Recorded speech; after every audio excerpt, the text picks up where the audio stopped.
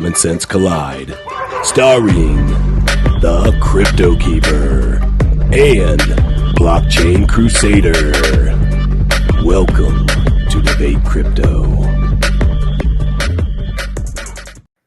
Crypto fam, it's your boy CryptoKeeper. We've got the Bitcoin Crusader. I know you guys like how he changed his name, that maxi him. And we have a special guest, CryptoHussar. How you doing, Hussar?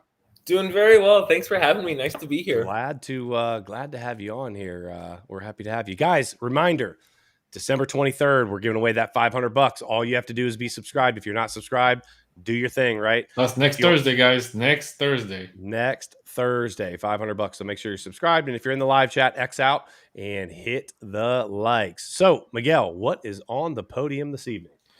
Bitcoin death cross. Are we going down? What is going on? We're going to spiral out of control. Is 2022 just going to be a disaster? Should we be selling? Is it the top? Is the world ending? What is going on with Bitcoin?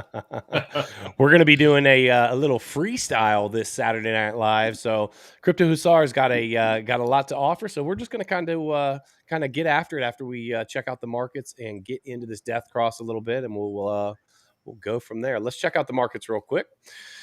All right, let me see. Am I zoomed in enough, Miguel? Yep.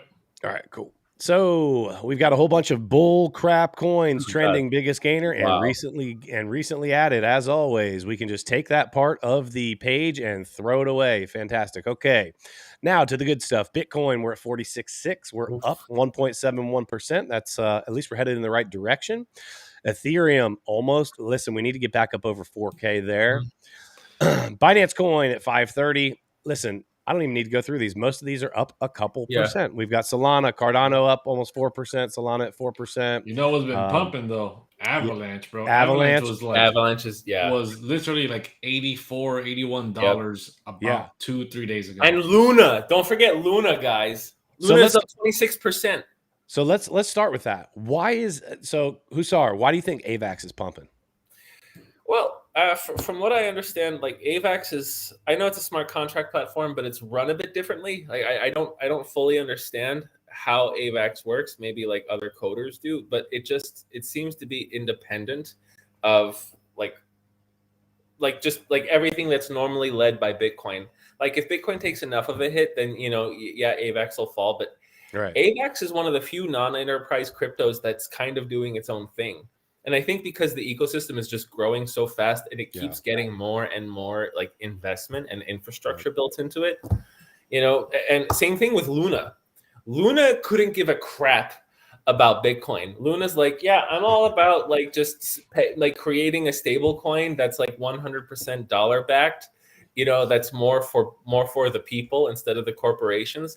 And they keep getting so much investment and they keep using that investment to build so much infrastructure, and so like I think like AVAX is nice, but to me Luna it's just making so many beautiful projects. Yeah, we've played around with AVAX a little bit when we were talking about before the stream. We were talking a little bit about Time Wonderland, so we've played around with AVAX a little bit. One of the things that I noticed right off the bat, it was incredibly fast and it was incredibly cheap, inexpensive, at least for what we did. So I liked that.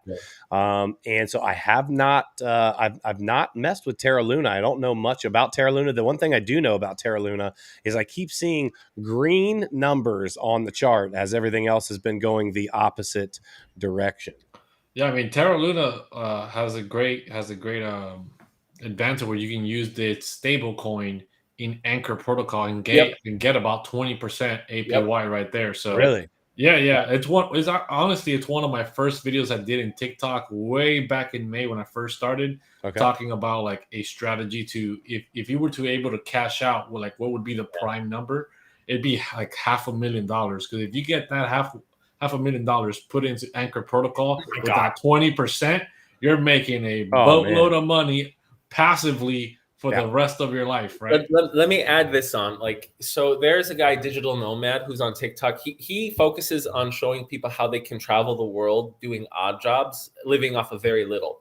So like I made a video supporting him where I was like, if you just take $30,000 and put it in Anchor protocol, you're yielding 20%. That's $500 a month. And in 137 different countries and on this planet, you can live well off of $500 a month. So 30 grand in the bank, like you'd have to make, okay, you work to get the 30 grand, put an Anchor protocol, and then you can just travel the world. Okay, so hold on. Back that up. All right, so I've got 30 grand. However I got it, doesn't matter. If I was selling drugs, however I got it, doesn't matter, right? Ethereum. I've got 30 grand, right? I've got 30 grand stuffed under the mattress, right? I'm able to then put it in via, you're saying, in as Terra. You're saying, USD. Okay, so I get it to Terra USD, which is, what is UST. it? It's UST. UST. Yeah. T. Okay. So, and then you're saying put it in Anchor protocol. Yeah. Yep. And give me the numbers again. 20%. 20%. So 20% of 30,000 is $6,000, and $6,000 is $500 a month. $500 a month. I thought you said 5,000 a month. That's why I had you. I was like, wait a minute. I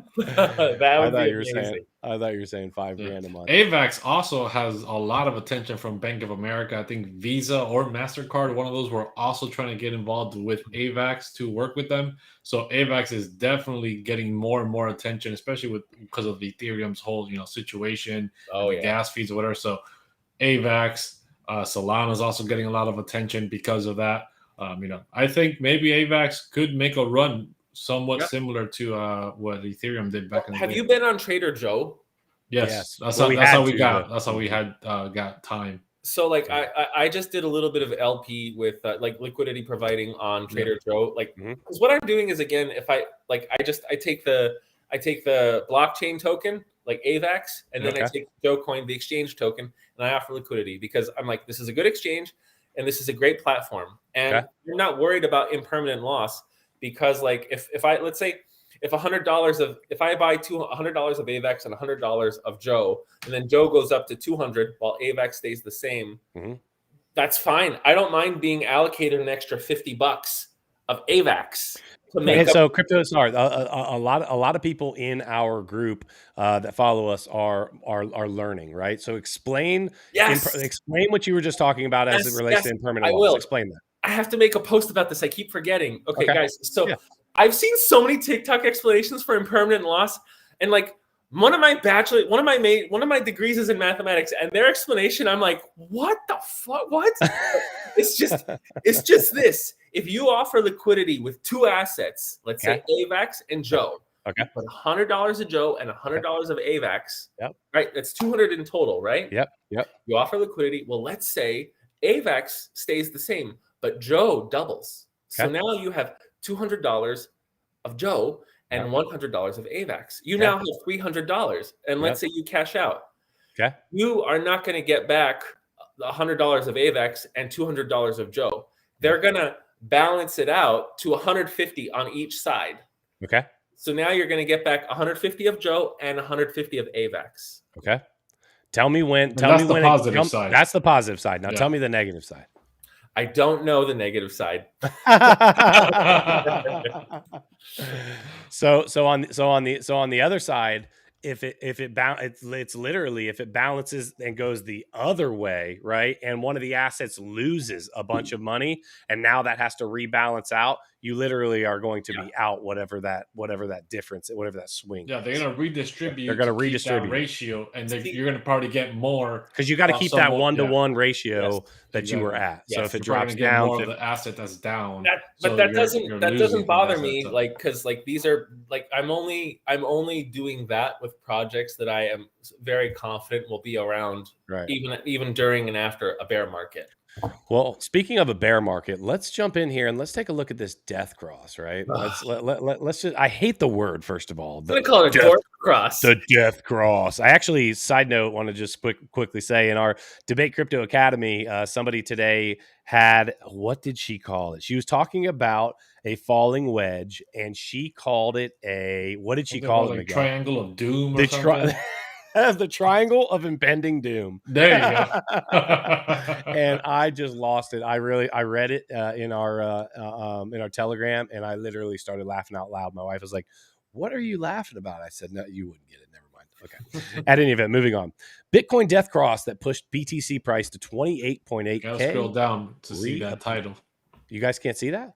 Gotta scroll down. You're so zoomed in. We're only seeing the top. Bitcoin death cross that pushed Bitcoin to 28K. Yep. I just see best exchange rates for e-currencies. That's all I see. what does it do? Oh, there we go. There you go. Weird. Okay. Bitcoin death cross that pushed BTC price to 28.8K reappears. So a technical sell signal is about to appear on the Bitcoin daily chart. On December 18th, the Bitcoin price will experience a death cross, a market indicator that occurs when a short-term moving average slips below a long-term moving average. In this case, Bitcoin's 20-day exponential moving average, the 20-day EMA, will close below its 200-day EMA. This indicator may end up alerting traders and investors about a potential sell-off in the coming sessions, given its history of predicting bear trends in advance. For instance, the 2200 bearish crossover that appeared on May 30th, 2021 was instrumental in crashing the BTC price from 36.5 to 28.8 in the next 24 days. Here's an example, guys. If you can look at the chart here where the cross happens, you can see the green line coming here. Let me zoom in a little farther here.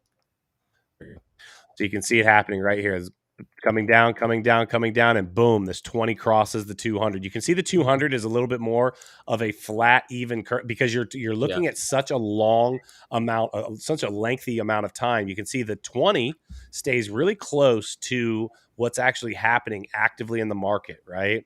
The 50 a little bit farther away, not quite as extreme. And then the 200 is more of just like a dialed down curve throughout because it's just such a lengthy amount of time. Hussar, let me ask you, what are your thoughts when you read an article like this? Just more BS. It's okay, like, why? It's just because it's just whales trying to spread more FUD to get people to panic sell so they can buy cheaper Bitcoins. They can buy whatever crypto that they love that's cheaper. Like, when it comes to like macro things like that, I could care less about the technicals. I look at technicals for more short-term things. I'm about on-chain metrics, and is Bitcoin being loaded onto exchanges en masse? Is Ethereum? Like the fact that we're saying things are bearish and Ethereum is near $4,000. Yeah. And I mean, to me, that's just nonsense. That's nonsense. Like, I don't know if Ethereum will ever go below $1,000 again. I don't think so. No way. I don't think so. Yeah. Like, I actually have a bet with some like fancy schmancy Harvard lawyer. He was like, well, when Ethereum gets to 300, and I'm like, it will never, ever happen. And I was like, if it does in the next 4 years, I'll shave my head. I'll shave every part of my body. I'll get a tattoo, whatever. And then I will be officially an Ethereum whale if Ethereum if I can take profits now and it goes to $300, I will officially I will change my name to Crypto Whale. Well, if I win, he has to take me to the any restaurant of my choice. Really? Yeah. I'm about to lose a bet like that. I have a bet with a good friend of mine that I told him that Bitcoin would hit 100K this year, and I bet him a $200 steak dinner. So I'm about to lose that one. I was fairly convinced that Bitcoin would hit 100K this year. I think everybody was. So everyone pretty much was. So Azor, I have a question for you. Do you think what do you think if we have more bearish momentum into the 42, 40K? Do you think we're in a bear market, and are you going to be selling? Nobody saw that question coming. Go ahead. That's a fair question. Look, I mean, like, this is just, to me, it's just like, when you have a Jack in the Box on the, in the spring, and you just keep like, that's all that's happening. To me, that's what I see. It's just cranking down. So you don't think, you wouldn't say 39K Bitcoin? Oh snap! We're entering a bear market. I think we're going to see a lot lower price movement from here. Let me start taking profits. That wouldn't cross your mind? I'm not in this for the short run. I'm hedged against anything that follows the trend of Bitcoin, and I've been looking for projects that I think will come to fruition in time. And I've also invested in some enterprise cryptos like HBAR and Quant and that's dirty money, bro. Yeah, you hurt me there. You hurt me on that one. I'm here to make my money. Like, however, a site buy will not buy Hex. I'm not buying Hex. Thank you. No. At least we're not doing that one. Yeah. I tried Shiba Inu, but after a week, I'm like, this is just stupid. I'm not doing it. I'm not. So 42K though is this plays into part of my 40,000 call, below 40, that I want to start. Nick is selling, right? Nick is selling when we go below 40. I'm taking profits if we go below 40. I am. AKA panic selling. Yeah, because I've been telling you this for weeks now. That sounds like I'm panicking. Yeah, at any event, the minute you saw Bitcoin isn't going to hit 100K, it went to the 40s. You're like, wait a minute, 40? I'm selling. Hey, listen, 42K has some of the most support anywhere on the chart. And if we break down below 42K, I'm telling you right now, I'm not going to be the only one that's freaking nervous. And I think that we are going to see a lot of downward action from there. I don't know. I don't think it's going to happen is the thing. So when I tell you that I'm going to sell below 40, it's because I believe that if we drop below 40, I think it's going to be it. I believe that. So no one thought in April that we were going to crash hard. I don't think in April and May. I don't know if people were expecting such a horrendous. I don't think they were expecting it, except for the fact that we were way over leveraged. Yeah, and that's what I keep hearing. Like a lot of the, that's become a big buzzword now. Now every couple of weeks, we're extremely over leveraged. But what keeps happening? But what keeps happening every time that we are? We end up dropping. But that's the trend the trend that they've put us on, right? To clear that out. Over leveraged. Oh, we're gonna get dumped. We're gonna get dumped, right? And we instantly start getting over leveraged. You honestly think these over leverages aren't happening on purpose? That they're just what a coincidence. We're over leveraged again.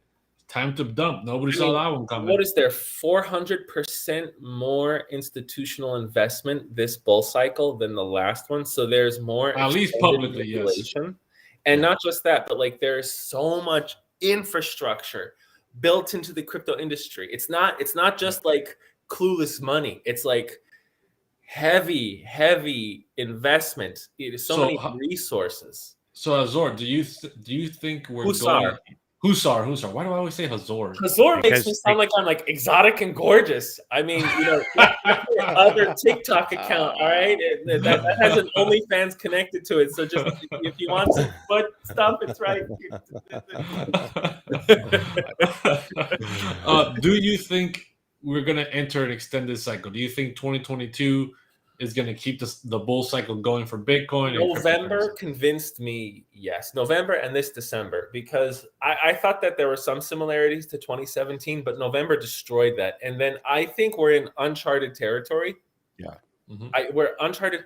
Like to me, and I have no way to explain this or back this up, but like I feel like this year is almost going to be like the way 2019 was. What do you mean by that? Like, what was it? Or no, almost like 2018 to 2020. Like, 2020. Okay, when Bitcoin first breaks 20,000, and everyone's like, "Oh my god!" And then we're like, "Oh, it's gonna settle down or whatever." And didn't it go back down like pretty low? Like, it went down to $3,800, but that was because of that was COVID. That was COVID, yeah. And then so I just feel like maybe it's going to repeat of that, because I don't feel like we're anywhere near the top. I don't. I feel like... I think we're closer to a bottom than a top, and realistically. That's why I don't plan on selling on below 39K. I'm not worried about that in the short term, because even if we are going to an extended cycle, or, whether we're going to some weird type of like bear market-ish for the very short term, I think we're a lot closer to a bottom than we are a top, so I'm not too worried about it. This might just be an accumulation. Like the whole half of this year might have just been an accumulation period. And this isn't hope. Like this isn't hope, or I really want this. It's like, because either way, like my money's in, and I'm always taking profits though. I'll just say that. But like, that's the sentiment I'm getting. When did you get into crypto? When did you start getting into crypto? Buying crypto since 2018, buying it like an idiot dollar cost averager, like Bitcoin, Ethereum, and Ethereum Classic. And whenever it would double, I would sell and be like, I made 100%. Like that's what you should do. I mean, but hold on. But that's actually not a bad strategy. I know, but if I never sold, I'd have about $1 million. And I agree. So Nick, aka terrible strategy. May of this year, it kind of hit me, and I had a bit of a nervous breakdown. Like I could have just removed so much inconvenience from like my family and my extended family if I just knew what I was doing. So I was like, okay, then I'm gonna start knowing what I'm doing. And I like for every day for like 12, 13 hours would just listen to podcasts, YouTubes, TikToks. Like if there was a word I didn't know about crypto, I would listen to like the same presentation 20 times in a row until I got that word and the concept. And that's one of the things that I think that I really should have done earlier in crypto. And I encourage people to do it. When you hear a word, I swear to you, I'm not even kidding you. And this might sound really stupid, but I got in 2017 and I kept hearing this word like liquidity, liquidity, liquidity. And I swear to God, I heard that probably 50 times before I was like, well, what does this really mean? I think I know what it means, right? Why didn't I just look it up right off the rip and then understand what was being talked about? There's so many buzzwords in crypto. And when we talk about getting educated, it's down to the simple things, because if we can break down some of when you hear us talk about, yield farming, for example, we were talking about yield farming, or started to, right? Let's say you don't understand what yield farming is at all. And then we start talking about yield farming, and we start talking about impermanent loss, and we talk about being an LP tokens liquid, and you're listening to this. What are you getting out of this stream if you don't understand about any of that, right? And so that's why we have our academy. It's a place where people can go and actually learn and take the chance to ask those questions. You know what I mean? They literally have direct access to myself and Miguel, and there's a bunch of people that are in the academy that are in crypto heavy, right? And they are day in and day out, in, and it's a place to be able to bounce ideas like that around and say, hey, what actually is this? You know what I mean? Without being shy. I think a lot of times people are just like, well, I don't want to sound stupid. That's the biggest problem. A lot of people are too afraid to ask questions because they think it's a dumb thing that they should know, but but they're too afraid to ask the question. It's like, there is no dumb question. The only dumb question is the question you asked, because you'll never gain the knowledge you need to make it to that next step. You want to talk about, I'll tell you know what else is really good for helping you gain knowledge? Make TikToks about what you think you know, and then let everyone come in and criticize you. Because then it's like, oh, okay. Wait, let me just, like, I would literally write down, oh, I didn't know this. I didn't know this. I was an idiot. Okay. No, fuck that guy. Okay. But this is, and I would learn. And then like, it really helped me, because and then the next time I made a TikTok, I was like, I better know my freaking shit, all right, and it made me better. And then sometimes I wouldn't get criticized, but there would be like dialogue, like opposing dialogue, but not disrespectful, and I would learn so much in these discussions, because I'd look up and like, what is this person saying? And they're like, oh, okay. And it's like, if you lose your sense of shame, which I literally have, like, I have no shame, none. Like, at least when it comes to like, I don't care if like I look stupid to people, it's like, especially if I get something out of it. So then that's So Hussar, what are you trading? I know you got into trading, and you've been trading a lot of different things. Is there anything specific you're looking at right now? Right now, I have limited a lot of my trading. I mean, well, okay. Actually, I'll tell you what I do. Like, I did this with MetaHero. I did this with VXV. Even my Crow coin. Like, what I do is like, I'll invest, and then it may take a month or a couple months. Whenever I'm investing in doubles or triples, I take out my initial position, and then I just leave whatever that profit is. I just leave it on its own for a while until I'm moonbag. The bear market's coming. But that initial position, I'm now taking out 75%, and I'll put it into something else that's going to be lucrative.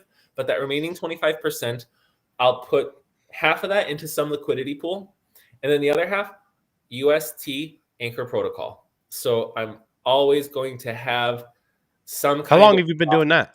I just started about 3 weeks ago. Okay. Because like before, I was just doing take out my initial position, put it somewhere else. And then I'm like, you know what? Like, I didn't have enough money to buy like one of the more recent dips. I do now, because I took some profits, and that's what I'm doing. Right. Has your strategy always been one of more Like, okay, so let me back up. Are you currently full-time doing crypto, or do you have another job or social media, or your trust fund baby, or what you got going on? Okay, no, man, I am not a trust fund baby. I wish I was. That'd be great.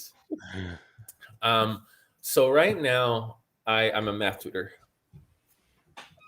So I just help people who I help people who are bad with math. Age 12.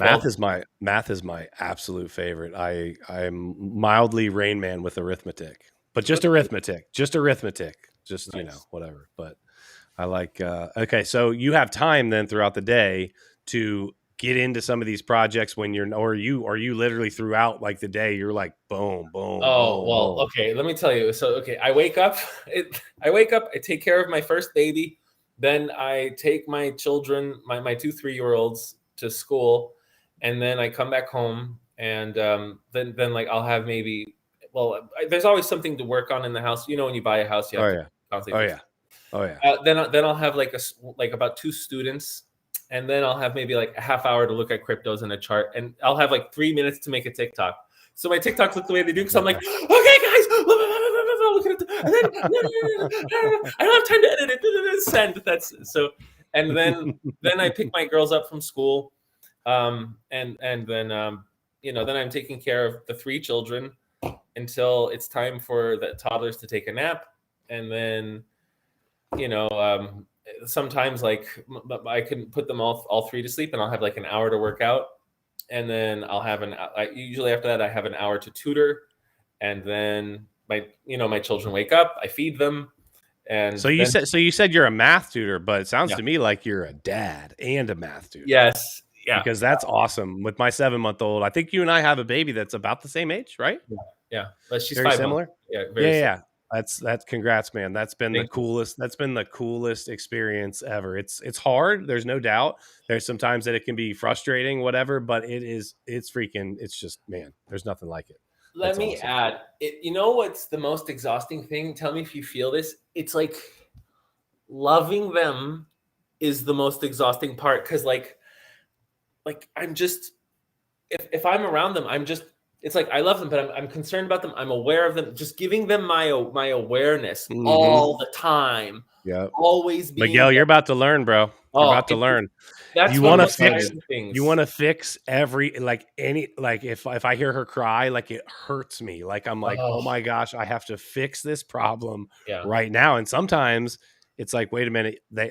At some point when they get a little bit older, about the age where she's at, we don't do the cry it out thing, but she like needs to be able to grab her passy and figure out, flip it. Like you've got to, instead of just running in and fixing the problem. You know what I mean? We do the cry it out. I do it. Yeah. I like, and it works. She cries for 10 minutes and then sleeps for 2 hours. Oh, it hurts my soul. Oh, yeah, dude, no, I'm crying by the crib. Like my first 2 children, I would have my head in my hands, like tears running down my face. And I'd be saying like, I'm sorry. That's tough. But they would sleep. And once that happened, they started sleeping through the night. Yeah, I'm looking forward to her sleeping. I'm looking forward to her sleeping through the night. Have you gotten involved in any NFTs or anything like that, or do you think NFTs are just trash? I have one NFT of a panda eating Chinese food somewhere. I don't even know where it is, but you don't even know what wallet it's on. It's a MetaMask, I think. Oh, okay, yeah. But I just started looking at DeFi Kingdoms. Have you guys checked out DeFi Kingdoms? I saw. Okay, what's the website? I'll pull it up. Actually, told me about it a long time ago. It's on Harmony One. Harmony One is an ecosystem. And they have DeFi, but it's all in a game. So I went into this game, and like I bought I have Harmony One coin. I go into the game and I buy their exchange token, Jewel, that's in the game. Okay. And I'm able to provide liquidity for Harmony One and Jewel at a 700% APR. Wait, which is a 700% APR? Here it is. You want to watch this real quick? Yeah, sure. Let's do it. Watch this. Yeah. Gotta hit that play button. Thanks.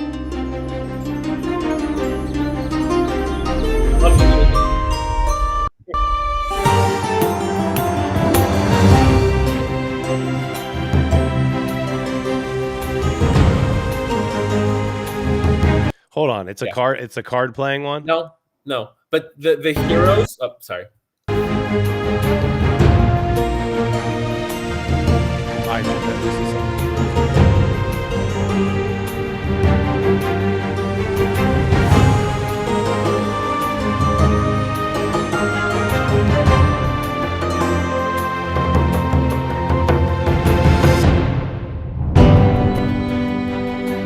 Okay, so look, but it looks like an old school. I'm gonna click off that. It looks like an old school, like Zelda game or whatever. Is it something similar to that? It's like, I don't know if it's like Zelda. Like, I just started getting into it, but the heroes that you use to play the game are NFTs. Okay. So you got to buy them to be able to play the game? Well, no, you could still do things. Like, I haven't bought any heroes yet, but I've put like $500 into what? Into a liquidity pool. But like, for you to play the game, so let's say right now anybody watching wanted to jump on. Yeah. Besides going and getting Harmony 1, because I know they're gonna need that for gas fees or whatever. Yeah. They don't need anything else. They don't need to buy a character to play. Like most games are like, you got to buy your character. Yes, to do the quests, to actually do the gameplay, you have to have a hero and do all that stuff. And I was about to buy a hero, but I was thinking this. I'm like, okay, I can walk away from this and just, like collect the liquidity rewards. Mm-hmm. And I'll eventually be able to have enough for a better hero, because if I buy a hero now, and then the price of Jewel, which is their exchange token, if that tanks and Harmony 1 tanks, then I have this freaking useless NFT. So you're not playing the game. You're just providing liquidity. I made that decision today not to actually do quests or anything to buy a hero. I mean, who knows? If one of my cryptos doubles, like if I get another rise, then I might. And the thing is, a hero can cost between I don't know, $20 to $300 depending on the market. Between $20 and $300 or more. You could buy thousands. $1,000 hero, thousands and thousands of dollars. So your hero pretty much has different stats, right? Some are stronger than others or whatever. Yes. Does your hero grow with XP? Does it get stronger, or do you just need to constantly be buying stronger heroes? It's my understanding that it's the XP, just so kind of like Final Fantasy or so it's whatever. It's not specifically pay to win. Then it is play and pay, because ultimately, if you can buy some high ranking hero, obviously that's going to help. From the get go, is going to fly right. You're going to run through faster, but you're paying for it on the front end. We're looking at Hussar. We're looking at especially. You can rent a hero. Someone just said rent a hero. Okay. Yeah. Sorry, so that's what. No. You're good. That's what. So with our academy, we're looking at Gold Fever. It's not out yet, but it's going to be. Have you looked at that? It's going to be. Oh man, it's going to be a triple A game, and you can literally. It's basically, I won't get way into it because we've got into it before, but basically you can either be an explorer where you're going to mine gold. You can actually own mining plots, and you basically it's a great way for you to be able to stake, right? And then you can be what's the other one? Tribesman. You can be a native. Try to steal. And your whole goal is to kill the adventurers, extracting the gold. So it's actual real gameplay. Wow. It's a survival game. You need to eat food and survive. You need to have boats and airplanes and mining equipment. They're all NFTs. And you can rent out all that. Yeah. You can buy that and rent them out. What ecosystem? It's going to be dope. What ecosystem is this? What ecosystem? I have no idea. I don't know. Honestly, I don't know off the top of my head. I can look. I can look. I'm not positive on that at all. Yeah, I don't remember what ecosystem I said. But okay, DeFi Kingdoms. Yeah, Blockchain Gang told me about that game a long time ago. I forgot why I didn't get into it. I know I looked at it, knew a little bit, but a lot of things about these NFT games that I kind of get a little turned off about are the high entry barrier sometimes to these games, where you have to buy such expensive assets to just be able to play, and you don't even know if you're going to even be profitable or even make it somewhere in this game. I kind of have a better feeling towards games that you can play for free and then invest money into it to get better assets, to get better at the game, or you can just grind with low money into the game and eventually get those assets you need. But yeah, I mean, I don't know. I've been coming to this like mental thought process that we've talked about on the show before, where basically NFTs and all these other metaverse stuff is sometimes somewhat of a distraction for us retail investors to kind of be involved in, as Bitcoin doesn't really move anywhere and institutions are able to load up on Bitcoin and Ethereum. So sometimes I'm a little hesitant on throwing a lot of money at NFTs, but I am super bullish on play to earn games. So you think that the NFT craze in general is a distraction to keep people? Well, I don't know, because like I look at if it was only focused on art, sure, but you can turn property, like physical property, you can turn deeds to houses into NFTs. Oh yeah, completely. I'm not saying I hate NFTs. I'm just saying NFTs as they are right now, which is like, somebody bought a $650,000 yacht in Sandbox. Like, who's really you? Why would you invest over $500,000 into a fake yacht that you can't even really do anything with, right? So I feel like there's a lot of people throwing a lot of money at NFTs, just for the simple fact that they're trying to get that next CryptoPunk. They're trying to get that next blue chip, and they're just mining for gold, right? They're being sold shovels left and right with this dream that you're going to buy a CryptoPunk, or you're going to buy a Bored Ape Yacht Club NFT at some point in the future, and it's going to be worth a lot of money. And people are losing a lot of money.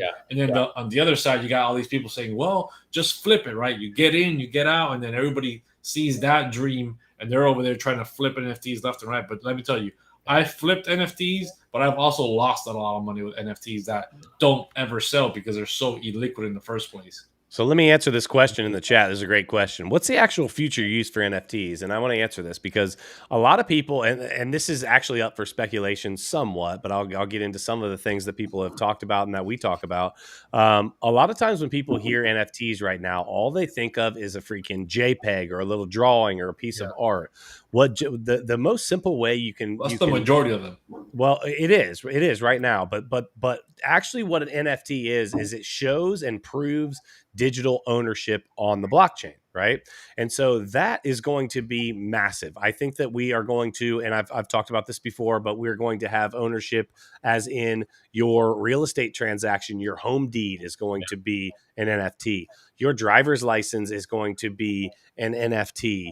And so ultimately all you're doing is digitally verifying, hey, this is mine, and that digital ownership can be tied to almost anything. So the use case is almost endless. Hussar, do you have thoughts on that beyond what I just said? You got any? No, you pretty much like you said it better than I could have about NFTs. The thing is, my like I know that NFTs can be what you're saying. Unfortunately, the only way I hear most people talking about NFTs is like, stupid apes or these things. And it's like, yes, if you have 15 hours a day to devote to just looking for that, fine, do it. But I think it's a waste of time, because like you could spend 15 hours a day just finding projects, platforms. That's things you could flip, but there are things that can easily go up. Yes, exactly right. That's exactly what my point is. My point is people could be spending so much more time dollar cost averaging into top tier projects that are already established and make money in the long term than try to follow this dream that, they're selling them the shovels to go mine for gold, trying to find these NFTs that are going to explode in price and flip it for money. And people are just losing money because NFTs are extremely illiquid. 1 minute they get sold, you buy it, you think you're going to flip it, and literally then nobody buys it. Not even for a loss. People will not buy it. I know from personal experience. I've flipped NFTs, have made thousands of dollars. I've held NFTs that I cannot sell, even if I wanted to give them away for free. Yeah. I look forward to the day when the speculation turns into flat out use case. And I think we're still farther away than we think. There's a theory, and I'm not going to be able to say the name of it, but there's a theory that basically says we underestimate what we can do in a long period of time, but we overestimate what we can do in a short period of time. There's like a theory for this, and I forget what it's called, but ultimately what I think is we, as it relates to the whole crypto space, whenever something new comes out, we look at it and we say, like, for example, right, we're dealing with Bitcoin. Everybody thought Bitcoin was going to be, 300K at the start of the year, because we thought that in a very short period of time, we could absolutely just rocket this thing to the moon, and we were just going to go there and not come back, or whatever, right? I know I'm exaggerating that a little bit. So that's the short time period, right? But we also, I think, and this is where we need to ultimately look at the big picture over the long period. You hear people talking about, 500K, a million, whatever. I actually might argue that long term, 10 years plus, we might not have any real appreciation for what this really could do, especially if countries continue to adopt it. What happens when, now, I don't think it's going to become the world reserve currency for a number of different reasons, but what happens when a lot of different places do make it their reserve currency? And now all of a sudden, Bitcoin is backing up, a whole lot of trillions of dollars. What happens when Bitcoin backs up the New York Stock Exchange? Now we have $60 trillion of liquidity, right? Held in Bitcoin, right? Now we're talking about 60x from where we're at right now. Now we're talking about $3 trillion, right? Or now we're talking about $3 million Bitcoin. And so I think we just, right now, we're in this place where we look at crypto in a very short lens, and we're like, we're going to the moon. All of this is going to happen. We're going to be using this. The whole world's going to be using blockchain next week, but that's not going to happen. And then on the other side of things, we look at the long term and we say, oh yeah, I think it could do this, it could do that. And I think we greatly underestimate. I think the things of the metaverse, the VR tonight, I was playing with speaking of VR, I was playing with the Oculus tonight over at my father-in-law's, right? Miguel, I want to tell you this, bro. They have a thing where they have like a plank where you can walk out on a plank. You're in a building, you're in a high building, right? I told you. And you look down. And so now listen, I know that I'm standing in the freaking family room. I know that. I know it. Bro, I have video of my wife scared to death, will not walk off that freaking plank, right? And it took me, I'm not kidding, it took me probably 30 or 40 seconds to convince myself to take that step. Wow. Because your mind can't tell it. I don't know. Have you done it, Hussar? No. Your mind, I'm not kidding you. I know I'm standing in the family room, and my mind could not tell the difference. My mind told me, mother effer, you are falling. Do not do this. Do not do this. Did you not get the sensation when you took the step and your character begins to fall? Did you not get the sensation? Yes, I thought felt like I was oh, yes, I'm falling. Yes, I'm falling, and you're like, but I know I'm standing. But I know I'm standing here, but it took me 30 or 40 seconds under your feet, bro. But you literally like 100%. And then they have one where you're like a guy that has like little rocket hands, and you fly around, and you're flying around these buildings, and then I can turn my hands, and all of a sudden I'm flying down. Like when I'm flying down and around, it feels it's impressive. It's impressive. And so I think we underestimate what I'm getting at. What technology is going to do and where things are going to be in the longer time frame. I know that was a long rant, but no, that was great. Yeah, and to add on to what you're saying, I think you're so right. We have no idea what's going to be up ahead in 10 years. But I feel like the people who are exploring what it does now, it's like having a superpower. Because I bet sorry, I don't want to say your names for your privacy, but it doesn't matter. People know my name's Nick. Nick and Miguel.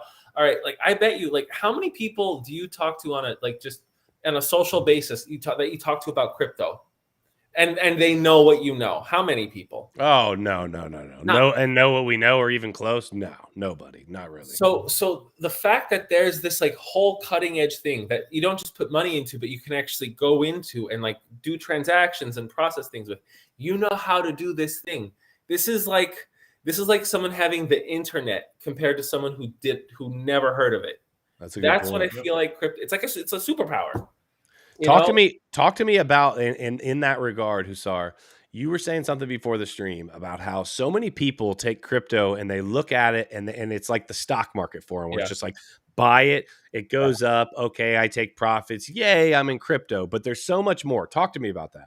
Yeah, like cryptos are like a stock that it can make you money, but it's also an entryway into a universe. Okay. Like perfect example. I mean, like when you have Matic, like, okay, like before I knew what I was doing, I would buy Matic. I bought it at 70 cents and then it goes up to $2. And I'm like, I'm such a great investor and I know about crypto, but then, you realize like, oh, wait a minute. If I actually have Matic and I put it on MetaMask and then like I go into the Polygon network, I can go on to DeFi and I can do something called Quick Swap, where if I provide liquidity, I can get rewarded with Matic. I can get a dual yield of Matic and Quick. That's one great thing. And then if I want to, I could start playing like a game. I forgot which game, but there are games you can play on the Polygon network. You can buy NFTs on the Polygon network. Right. There's metaverses being built on the Polygon network. So you can when it comes to the metaverse, you can have meetings with people in the metaverse. Like there can be meeting rooms built in the metaverse where your avatars are sitting down and like giving presentations and then like accessing data like outside the blockchain. I mean, what the hell? Like that, and that's just what having Matic does for you. Like having a crypto does. It gives you an entryway into a universe. Yeah. I think when you said that earlier before the stream, I thought about it for a minute. That's why I brought it up now. I thought about it and I was like, wow, that's a really good like overview from 1,000 feet, looking down and saying, we do look at crypto too short-sighted. We're not giving it the respect I think sometimes that it deserves. This is this whole universe of use that is there, and it has so many different things that we can do with it. I mean, think about it. Let's just talk about gaming.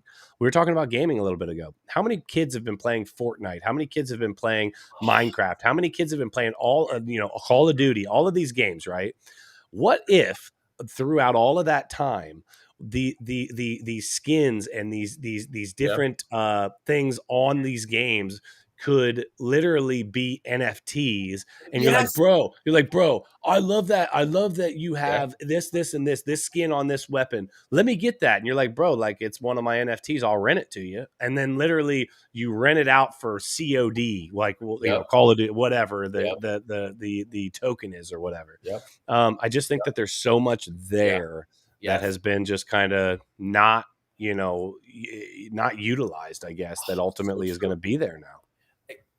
Miguel, like, remember, I think we talked about this. Like, remember I think it was you I was talking to. Like, you spent a lot of time gaming, right? Yeah. Like, I spent a lot of time gaming when I was younger. Like, well, one, I wish I would have spent time researching cryptos. Like I used to play World of Warcraft, and like gold is the most precious thing you could get on World of Warcraft. And people, they were actually they were able, like 10 years ago, to get their gold from World of Warcraft and sell it on the market, and that was stuff. Yep. And it's like, great. So like World of Warcraft, like maybe gold won't be an NFT. Maybe gold in World of Warcraft will be its own crypto, but their skins, NFTs, certain weapons, like badass weapons that like someone at the highest level with the highest skills make, those will sell for thousands of dollars. Yes. Thousands of dollars. I've told Nick before. I used to play Diablo 3 when it first came out. I think it was like 2011, 2012, around there when it first came out. And when they came out, it had a live auction house inside the game. Yep. So you could play the game. You played Diablo 3? No, but I know okay. Auction house. So yeah, you could literally play the game, find the most legendary items right from grinding, and then sell it for in-game money, gold. Yep. Or you could even they had a flip side where you could actually sell it for US dollars. And I remember during that time, within the first year of the game, I saw an article about a 15, 16-year-old kid around the same age as me, a little bit younger than me, literally making thousands of dollars a month. And he was playing Diablo 3 full-time, like it was a full-time job, and making thousands of dollars. They eventually took the auction house down because obviously they were losing money, right? Those thousands of dollars could be towards the developers. And this is something that Play to Earn provides for people, these opportunities. So I'm very, very bullish about stuff like that. There's a 12-year-old, he'd probably be 13 now because I think I heard this maybe 6 months ago, but there was a 12-year-old, I think, that had been playing Axie Infinity for like the last 2 years, and he retired his mom or his dad, I forget who it was. He gave them like $3 million from Axie. Yep, and he got into something and was playing it and made money. I don't remember what it was. He then took that and put it into Axie. And then when Axie did that, and he had been playing it since Axie had first came out, right? And so he had not only been playing it, but he had a bunch of the currency, whatever Currency. whatever Axie's token is. And yeah, he gave his mom or his dad like $3 million. And I was like, wow, how freaking cool. There's so much opportunity out there. If you're willing to go look for it, for sure. Sorry. You were going to say something, Crusader? No, I wasn't going to say anything. Okay. Then that actually gets me into like our schooling system. We're teaching kids that, if you don't know how to do this math or do this right, then you're not going to do anything with your life. It's like, yeah, but if a kid knows how to play a game right, he can become a millionaire. You know what I mean? Like, or if a kid knows how cryptos work or like other platforms work, he could be a millionaire without needing to know the capital of any state, or the name of any president. Man, the school system anymore, I hate to say it, I know you're teaching kids, which is great because people need to learn. But the reality is all the time. The reality is, I've heard two things that I heard Gary Vee say. You can like him, you can hate him, whatever. But here's two things I've heard him say that was incredibly smart. Number one, he said that how am I gonna? I literally just had it. Miguel knows how my ADD is. He said that. Oh my gosh! Let's concentrate for Nick. Let's concentrate. Yeah. So Gary V was talking about how Gary V was talking about how you can be 18 years old and you can't get a loan for just about anything, but you can be 18 years old. Or I know what it was. You can be 18 years old and you can't get a $10,000 small business loan, but you can be 18 years old and get a $200,000 loan for the school system for education, right? Yep. And it's not. But the thing is like, what is the only piece of financial what is the only debt that you can have that will not wash out in a bankruptcy? Student loans. And so they're saying, hey, this 18-year-old might not ever be able to pay this back, but guess what? I'll bet he's going to, or she's going to. It's about getting that fish on the hook, right? That's just right. Keeping you on the hook. That's right. And my problem with that is, here's the reality. My wife's a nurse. And I have asked her, we were talking about it, so I started in college. I thought I was going to be an attorney, and I started and I got a degree in partying, and I didn't end up getting the law degree. Right. But I own a construction business now and I do really well with it. And it's been a huge blessing to my family, and ultimately not like I make more money than like all of my friends. Right. Well, The reality is, I'm not saying that to like say, oh, cool. I get it. What I'm trying to say is that my wife is telling me how all of the stuff that she learned in nursing school, she doesn't know any of it, right? What she said was that she could have shadowed somebody for 6 months and not gone to school and then really learned how to be a nurse and learn the things like the schooling part is inconsequential. Should you know math? Yes. Should you know how to spell? Should you know how to read and write? Absolutely. All of those core fundamentals. 100%. English, I think it's important. I think there's a lot of things that are important. But tell me why anyone needs freaking trigonometry, please. Well, actually, I can tell you why. I want to say two things. One, your wife is probably very intelligent. So a very intelligent person can shadow someone for 6 months. She is. Not everyone is going to be as smart as her. And those people, I want them in repetitive freaking schooling for as long as they can before they treat someone. Because an incompetent nurse is one of the worst things. That's one thing. That's a good point. It's a good point taken. Now, two, the reason why you don't ever need trigonometry, you don't ever need calculus, okay? But schooling in mathematics, when you are learning mathematics, your mind is being taught how to follow sequential logical patterns in order to problem solve. And that is one of the most universal, effective ways of communicating sequential logic problem solving. And what that does is it does make you smarter, and it makes you better at deconstructing not just math problems, but anything that can be construed as an argument, be it with numbers or mechanics or something physical. So that's what math is. Now, the problem is teachers teach math like it's this robot vomit that they're just spewing into kids' eyes, when it's really just again, it's just a series of logical steps to solve a problem. Yes. And it's not meant to be with some freaking idiot on a board like, and this and that. It should be like, hey guys, there's this thing called the freaking universe, and it all operates under the language of freaking math, with 1 + 1 being 2. Like, that's how math should be taught. You know, like every student I have, and this is even the ones who are 70 years old or the ones who are 7 years old. I'm like, what's 1 + 1?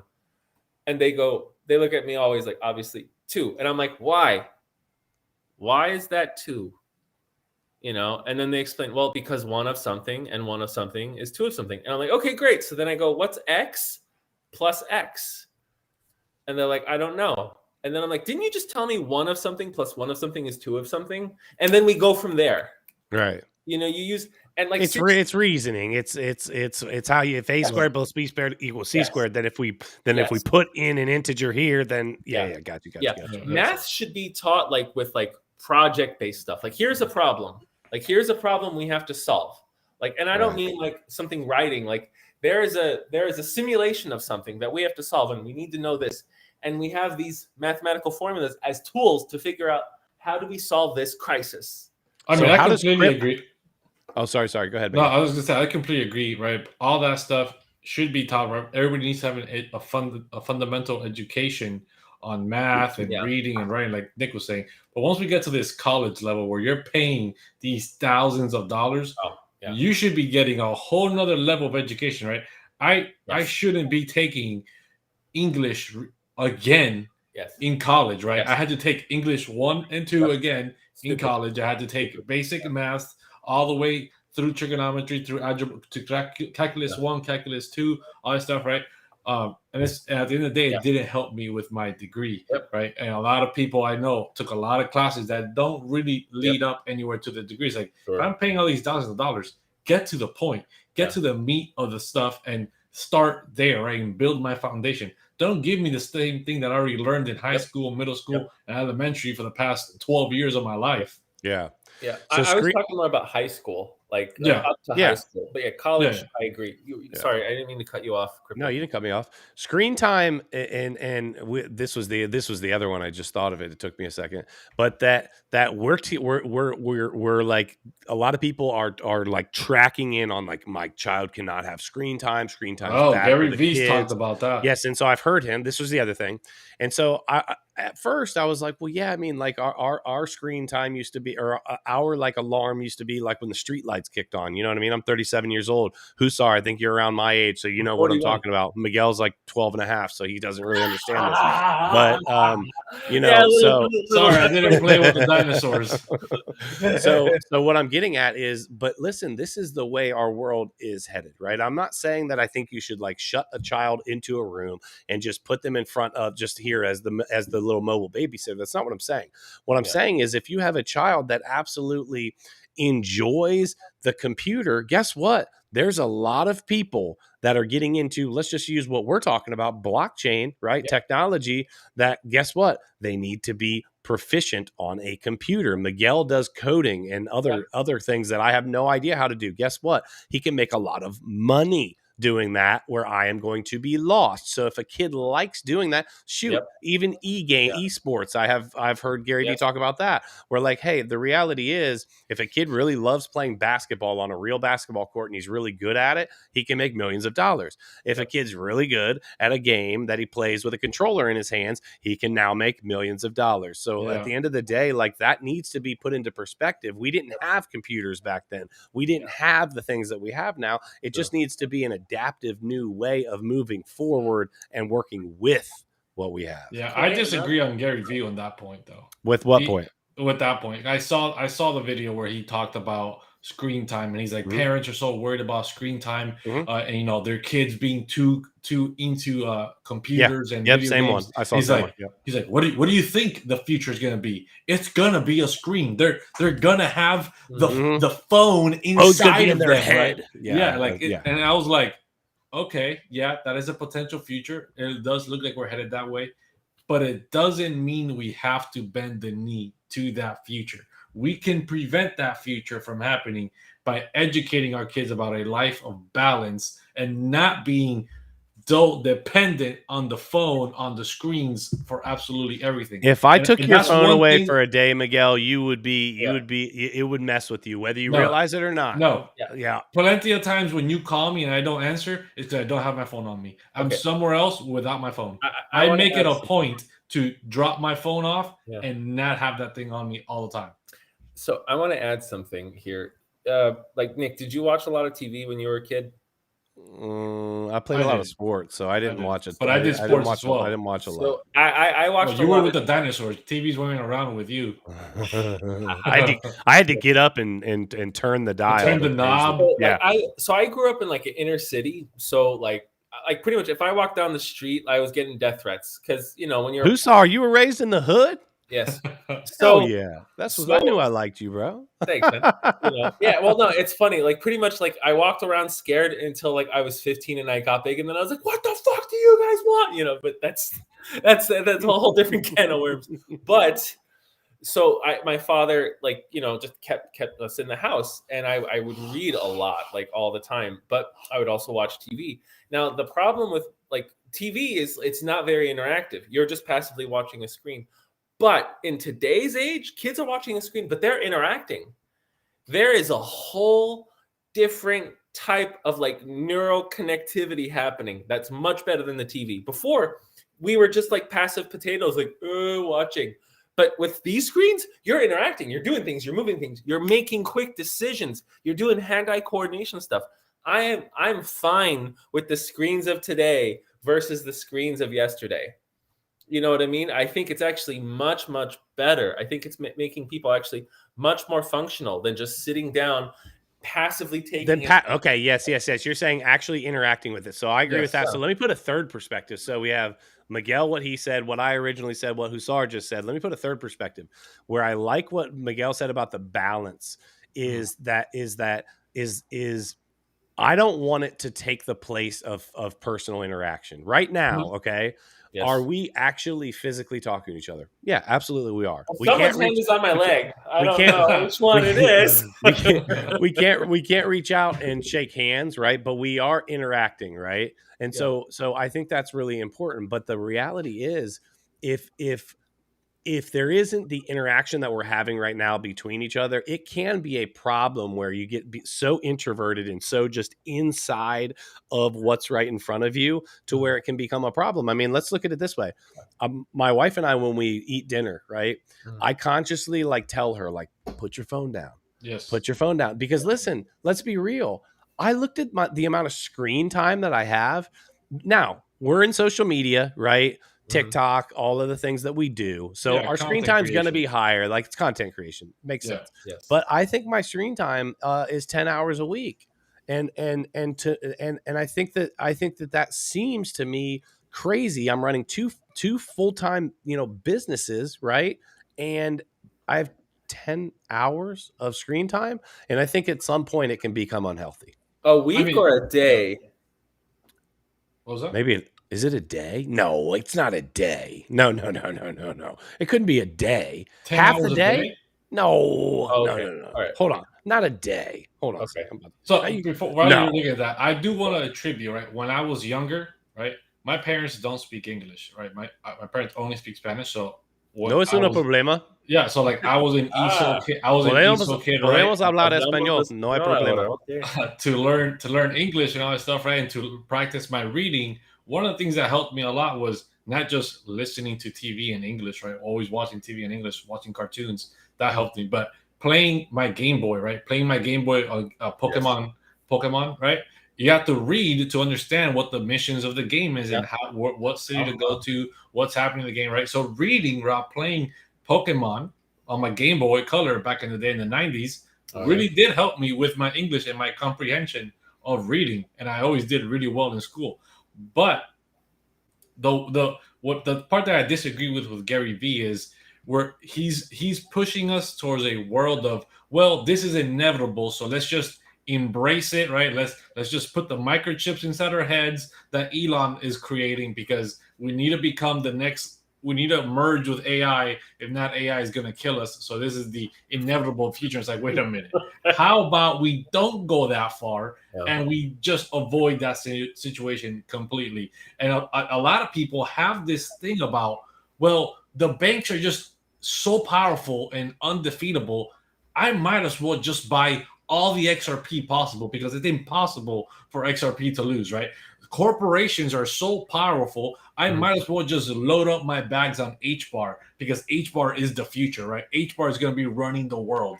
And it's like, corporations don't need to be that, and banks don't need to be that either, right? That dynamic can be broken, and something else, something better can take its place. Don't give in, right? Don't just go into the night without a fight. Like, fight for what you think could be a better possibility. But a lot of people use these things like Gary Vee. Oh, technology is inevitable. Put the computer inside your head, right? HBAR and XRP are the future because banks and corporations run everything. So just buy that. How about you don't buy XRP and HBAR, and maybe they don't become the monster you think they are? Well, no, because you have to understand, like, the human nature is most of humanity is self-serving. So if they see HBAR and XRP, like, the idealists will always lose, because there are more self-serving people, and they're just going to take the easy way out. And I mean, I'm doing it. Like, I'm going to buy XRP, and when it goes up, then I'm going to sell it, and I'm going to put that money into other projects that I like. I'm riding the horse of XRP until it goes where I want it to go, and then I'm going to put it in, like, a different project. And I'm doing the same thing with Quant and HBAR. Like, I won't give them my devotion, but I will use them for as much as I possibly can to get what I want. I can't do that. What I want is, I will, again, that's just, I will. No, yeah, I completely. As long as it's not a scam, as long as it's not purely scammy, that's going to ruin people, then I will. Well, I mean, you can say corporations are basically the ruin of people, right? They screw people left and right. But you're sitting on a chair, you have headphones, you're using a computer, you have two nice frame pictures. All of those are made by corporations. So these are made by individual people. I bought it off Etsy. That's the steel, the Star Wars T-shirt. The metal and the glass. Not all corporations are the same. That's first of all. So now you want to cherry pick. Oh, okay. I'm just gonna walk around naked then, because I'm gonna wear nothing. That's what I mean. Please spare us. But I'm just saying. I'm curious. Wait, hold on. I'm just saying is they are better alternatives, right?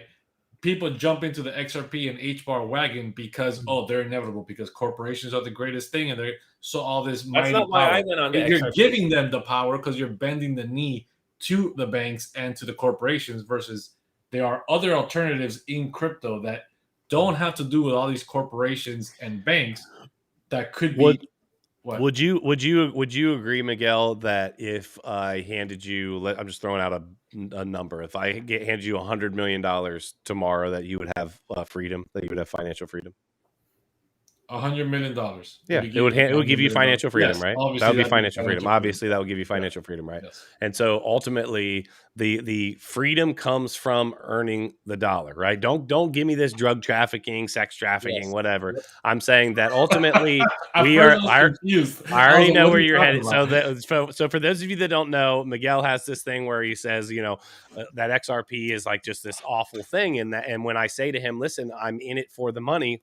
He says, while we're at it, let's just talk about let's just go start sex trafficking and then drug trafficking. And we're going to get demonetized. We're not going to get monetized for this. Does drinking coffee also lead to that kind of thing? Wait, Yeah. And so, but ultimately what I'm getting my point was that because it's a good business idea, doesn't mean you should do it. I'm all about what will give me my stable coin first, so I could take that stable coin out and put it into Anchor Protocol, and have a stable. I'm checking that out, by the way. I'm checking that out. Is it 20% 19.5 APR? So it's APY. So they are using their compounding to come up with an APY. That's the difference between APR and APY. Yeah. Okay. All right. At least that's what they're saying. They say APY. And so like that's what I care about. And the thing is, like, it's not like the problem that I have is, look, crypto was created, right? Bitcoin was the first one. It was a stick it to the man moment, right? Yes. It was a, hey, we don't need you, we're out of here, right? We have a better option on the table. Yeah. XRP creeped in and said, we're gonna help the banks come into this technology to be able to take control of the blockchain crypto situation, right? And people instantly jumped into this thing, which banks eventually always screw you, right? Banks are what keeps us as debt slaves. And people are very quickly will sell their souls for a quick dollar, right? It's like, well, banks are undefeatable, so I'm going to hop on the bank coin because they're undefeatable.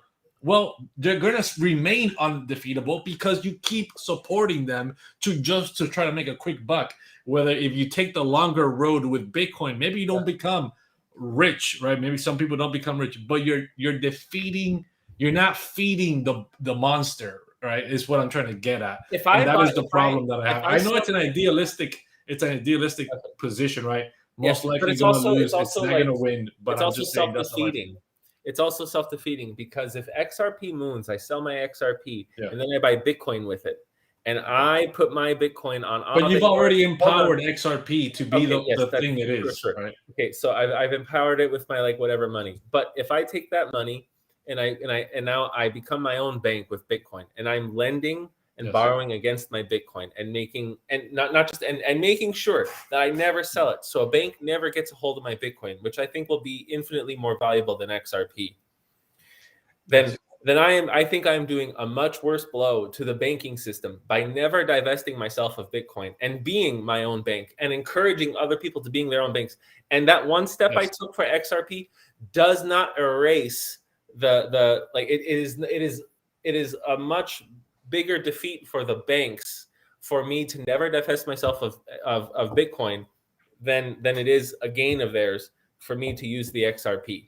So I see what you're saying, right? I completely understand. That's how you win battle. That's how you win wars. Well, okay, okay. So I might as well, it's okay that point CryptoHussar. Thanks. Okay. Listen, so it's okay that I'm a hitman and I murder children, but I donate millions of dollars every year to charities around the world to save, tons of kids. So I save a lot more kids than I murder every other day. So Miguel, we're good, guys. That's just so silly. First, XRP isn't killing kids. The I'm dollar. Just saying, it's the moral dilemma. The moral dilemma. Again, right? your whole argument the has evil nothing. that you're doing is dollar, smaller than dollar the kills greater more that you're doing. So you're the done. dollar. Miguel, that's just silly. The dollar and oil kill more kids every year. 100%. Do you drive a car? There you go. You spend dollars. That's right. You freaking murderer, you Miguel. This is terrible. You are supporting. You're so evil. Sorry, but you are so cherry picking. It's not cherry picking. That's the one. It's not cherry picking. You're empowering XRP. You're empowering XRP to a point. You own a house.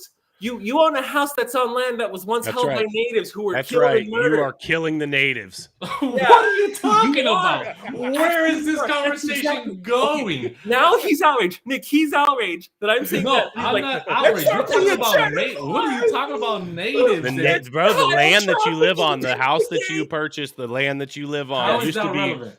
What do you mean? It's just as relevant as your XRP. You took XRP to be a hit. Just as relevant as your XRP. So this is Miguel. No. That's not even relevant. That's not even relevant. That's not even relevant. We're talking about personal decisions that we commit, right? So and evil versus good to balance out the. So what does your company pay you in, Miguel? They pay me in dollars. In they the pay him in the US blood currency. dollar. They pay him in the blood If currency. I had another currency. option, I would take a different option, yeah. but I don't, right? Really? So we So don't have my hands are tied. Get off the grid. Live in nature, man. Okay. And just have a community of people with like wood chips as coins. Okay. There you go. That's fine. You'll be fine. I mean, like, that's fine. Here, the thing is, buying and profiting off of XRP is like me donating blood and giving away some blood. And it's like, okay, crap. And then what I get back after is like, I don't know, like the cure for cancer. That's you know, like if I profit off of XRP and it goes into my long-term plan of like buying Bitcoin, being my own bank, helping other people be their own banks, I will gladly make that's it. And not just that. If I can teach people how to be their own bank and how to be independent. XRP is not teaching anyone to be their own bank. Again, XRP is going to screw everybody in the long run if they succeed. Step. And the Bitcoin. It's not just one step. It's not just a stepping stone that XRP is just going to disappear after so many people empowered it and banks take over with XRP, right? Yeah. That's not just going to fade away. So my investment is going to be the one that kills all freedom and individuality. So hold on. So because banks have not created debt slaves around the entire world. So hold on, but let's even take this like just a little bit off to the side a little bit. Let me ask this. So the whole idea that you're essentially getting at, Miguel, is decentralization is what you're going for to get rid of a lot of these big companies, right? But I also think that you have to agree that you do understand that at some point, somewhere, the decentralization is not actually going to be just a universal truth. And it can't be, right? Because if everything was fully decentralized, things are going to be slower. That's proven, right? That's part of the problem. That's only right now. That's only with the technology we have now. Decentralization is slower. Okay. For now, right? Okay. And why are the decentralized, why are the dApps so, like, why is Uniswap so expensive to use? Well, that's your girlfriend's fault. Well, but what I'm getting at is if they create dApps on better performing assets, right? Like Avalanche, we used Avalanche. Okay. Not high gas fees, instant, right? Okay. We made that transaction super quick. But there are always central. I guess what I'm getting at is there's always going to be central, like at some type of way when these apps are made, there is a centralized point. You're focusing on the centralization versus decentralization argument. That's not the argument that we're having here. The argument we're having here is we know what banks do to people. Yes, right? They're terrible. It's not about whether banks are decentralized or centralized. That's irrelevant. Yeah, we all agree. What they've done, right? It's the evil they commit, and you're supporting that evil because you want to make more money for yourself. Because only banks are bad people. I'm not saying only banks are. I'm not saying only banks are bad. Banks, Nick, tons of things are bad. But if that's where all the bad stuff happens. So as long as you don't do anything involving banks, you are supporting only good people of pure character. I'm not saying that, right? You're twisting the words. I'm saying this isn't we gotta have Hussar on more often. I like this. Is an opponent that you can fight. They have given us a weapon to fight this opponent, and you're specifically not doing that. You're supporting the enemy when you're given a weapon. Other opportunities, right? Oh, I live in a house, like you said about the Native Americans. I don't have a weapon to fight the situation that I'm in, but the situation that I'm talking about with crypto versus banks, we have an opportunity to fight back, right? The world we live in is set in a certain way. A lot of things we can't fight, but the few things that you can. But let me ask you serious question. The whole point of XRP and why XRP came around was to do cross-border payments, right? Mm-hmm. And so I guess my question would be that's a dumb excuse for XRP. No. All cryptos do that. No, well, hold on a second. I can send Bitcoin right now to my family in Cuba. Why do I need XRP for that? I totally agree with you, but I'm just telling you that is remittances is the basis of what XRP stands on, and what I banking system. Well, I mean, people are using banks to hold their funds, right? So, I mean, that's just a reality. You have a bank account. Our business has a bank account. Yes. Like, it's just a reality of life, right? And so ultimately, use XRP to send money. But you're using those dollars to get you out of the dollars. Yes. and you're sending it very quickly. So I guess all I'm getting at is if you have family somewhere else, you need to get it there quickly, very inexpensively, and you already are using a bank, and they're already using a bank. There's not what is the where am I like stepping into this realm of evil? The banking system. You're empowering the banking system, right? But we do that when we put our money in a savings account. No, but that's something you can't prevent from doing. Yes, right? you can't prevent from living life the way life is set up. I've got dope boyfriends that don't put money in a bank account. You can minimize it, Miguel. Like seriously, like you could do community sharing. Like you could, if you really want to take away yourself from the dollars, you can do a whole community like agriculture thing. You could like trade certain things. You can barter. Like if you really want to take it that seriously. But no, dude, what XRP is, and I hope some people do it. Sometimes battles are won not just because one group overpowers the other. Sometimes they're won through like one person on the enemy side gets caught, goes behind the other enemy's lines, and fucks shit up that way. That's that's my plan. Like, you know, that my thing is use what I can and then help much more. Much more. Like, by the way, with all of the chaos that we've put on here tonight and some of the things that have been said, definitely demonetized on this stream for sure. You can throw I'm sorry, I'm the one. I'm the reason. It's not you, dude. I'm just kidding. So I'm just. But like the thing is, and I think what like the thing is, I don't know. Like every profit I get, I try to. Is this what you're saying, Miguel? Right here? Is this what you're saying? I literally said those words. Mm-hmm.